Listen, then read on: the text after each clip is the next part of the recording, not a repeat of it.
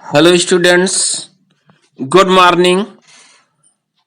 दोस्तों, आज हम लोग कुछ आपके काम की विशेष टिप्स देंगे।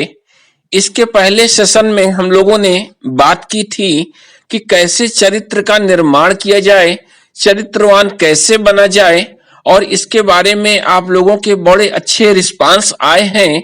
तो अब आज हम लोग बात करेंगे अपने अगले टॉपिक के बारे में, और वो टॉपिक आप सभी के लिए है कि परीक्षा में अच्छे अंक हम कैसे प्राप्त करें। How to get good marks in exam. ये उन सभी परीक्षार्थियों के लिए, स्टूडेंट्स के लिए है जिनके नियर में ही एग्जाम होने वाले हैं, परीक्षाओं की वे तैयारी कर रहे हैं, लेकिन उनको सही गाइडेंस अभी नहीं मिल रहा है। तो उन्हीं लोगों से आज हम सीधी बात करेंगे और कुछ ऐसे टिप्स देंगे जिन टिप्स की मदद से उनको मदद मिलेगी कि परीक्षा में अच्छे अंक हम कैसे लाएं, और इसके लिए कुछ टिप्स आपसे साझा करेंगे। तो सबसे पहले हम लोग शुरुआत करते हैं कि हमको परीक्षाओं के समय या आजकल कितने घंटे पढ़ाई करनी चाहिए, है ना। कितने घंटे हमको पढ़ाई करनी चाहिए। तो अक्सर पढ़ाई लिखाई करने वाले जो भी स्टूडेंट होंगे, हमारे परीक्षा की तैयारी कर रहे छात्रों के मन में अक्सर ये सवाल होता है कि आखिर पढ़ाई कितने टाइम करनी चाहिए। बहुत सारे स्टूडेंट, हम लोग भी बचपन पे सोचते थे कि नाइट में पढ़ें हम लोग कि सुबह मॉर्निंग में पढ़ें, तो यही सी में कंफ्यूज रहते थे। लेकिन अब जाके सभी को ये कंफर्म हो पाया है कि हम पढ़ाई कैसे करें और किस टाइम करें। तो यहाँ वे सभी बातें मैं आपसे साझा करूंगा। एक दिन में आप कितने घंटे पढ़ाई करें, है ना। How to study in the day for exam, परीक्षाओं के समय में। और ऐसे छात्रों को मैं कहना यही चाहूंगा कि यह बात महत्वपूर्ण नहीं है कि आपको कितने घंटे पढ़ना चाहिए। हमारा ये मन कर रहा है, कब मन कर रहा है हमारा, कब हमको तभी पढ़ना चाहिए, है ना। तो यदि आपने 12 से 15 घंटे की पढ़ाई की, जनरल लोग, बहुत कम लोग इसका इस्तेमाल करते हैं। बहुत सारी जो तैयारी करते हैं वो लोग जो है इतने सारी देर तक पढ़ते हैं। तो यदि आपने 12 से 15 घंटे तक की पढ़ाई की है और आपका शरीर थक गया, मानसिक रूप से आप थकान महसूस कर रहे हैं, तो आपको अगले दिन आप इतने समय तक नहीं पढ़ पाएंगे। और यदि पढ़ाई कर भी ली है तो आपको पढ़ा हुआ लर्न नहीं रहेगा, याद नहीं रहेगा। अतः आपको चाहिए क्या कि आप भले कम समय के लिए पढ़ें, लेकिन अपना पूरा ध्यान आप पढ़ाई में लगाएं। साथ ही शारीरिक और मानसिक रूप से पढ़ाई के लिए पढ़ते समय आप विशेष रूप से क्या रहें, सक्रिय रहें। अब पढ़ाई में जब मन नहीं लगे, एक क्वेश्चन आता है छात्रों का कि सर पढ़ाई में मन नहीं लगता है, या कुछ देर पढ़ते हैं उसके बाद जो है मन हमारा भटकने लगता है। तो यहाँ पे हम बात करते हैं कि जब पढ़ाई में मन स्टूडेंट का नहीं लगे उस समय क्या करना चाहिए। यदि आप पढ़ रहे हैं, वह आपका मन नहीं लग रहा है, तो फौरन आप पढ़ना बंद कर दीजिए।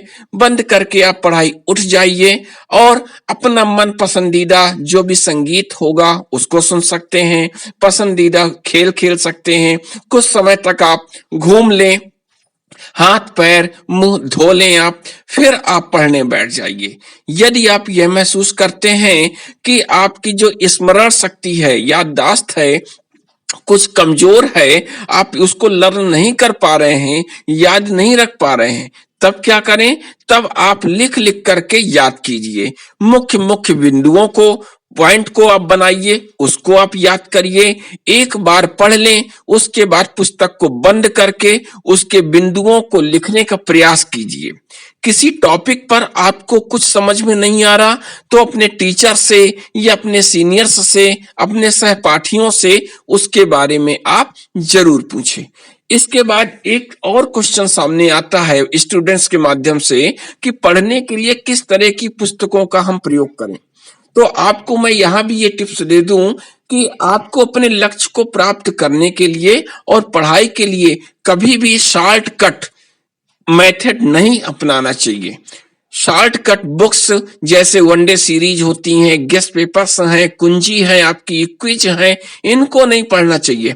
हमेशा अपने पाठ्यक्रम की मूल पुस्तकों का जो टेक्स्ट बुक है उसका सिलेबस के अनुसार आपको पढ़ाई करनी चाहिए।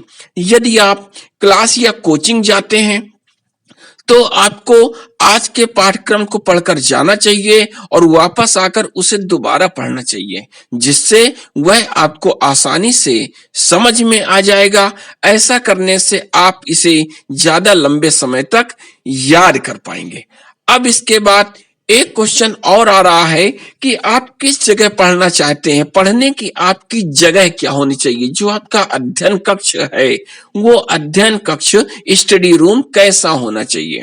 तो इसके लिए भी हम लोग यहाँ पे कुछ टिप्स देंगे आपको। ये आपके लिए बहुत ही इंपॉर्टेंट है कि जब भी आप पढ़ने बैठें तो इस बात का याद रखें कि यदि आपका अध्ययन कक्ष अलग है तो कोई बात नहीं, अन्यथा शांत, हवादार और स्थान पर ऐसे पढ़ें। घर के सदस्यों को चाहिए कि जब भी बच्चे पढ़ रहे हों तो उन्हें किसी कार्य के लिए आवाज न दें।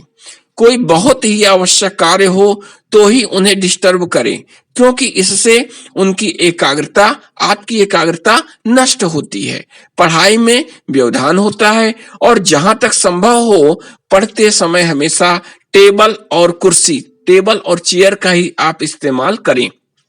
कभी भी लेटे हुए नहीं पढ़ना चाहिए। लेटे रहने से, पढ़ने से नींद आने की संभावना ज्यादा रहती है, जबकि बैठकर पढ़ने से स्फूर्ति बनी रहती है।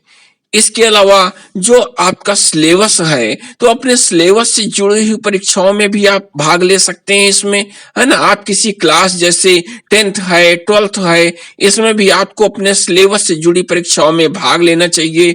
बीच बीच में उसकी तैयारी कैसी चल रही है, उसमें सुधार की क्या स्थिति है, ये आपको करते रहना है। और सप्ताह में स्वयं खुद ही सप्ताह में वीकली एक दिन अपनी पढ़ाई का टेस्ट जरूर दें आप।